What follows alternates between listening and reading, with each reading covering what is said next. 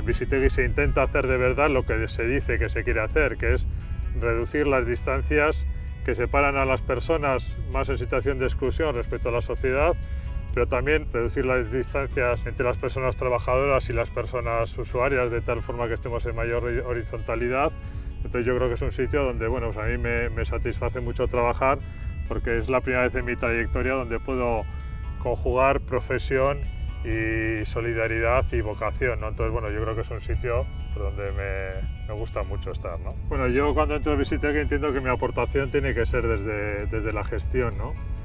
Y la gestión, un poco por contraposición con otros sectores en los que he trabajado, en los que se entiende más como un ejercicio de optimización, yo creo que la gestión en Visitegui sobre todo tiene que ser equilibrio, ¿no?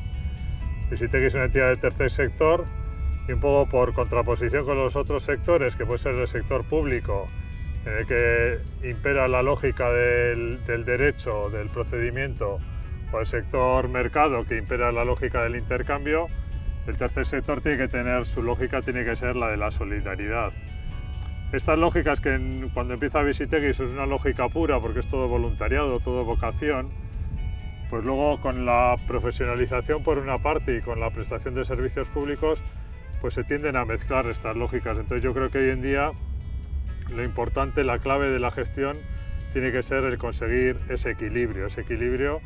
entre el cumplimiento de una normativa que es ineludible con la prestación de servicios públicos, el hacer una entidad sostenible económicamente, porque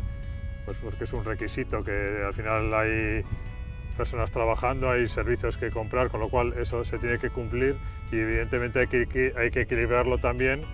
pues con mantener un espacio para la lógica de la solidaridad, ¿no? Para no ser algo más que lo que es simplemente un prestador de servicios, sino también un agente de solidaridad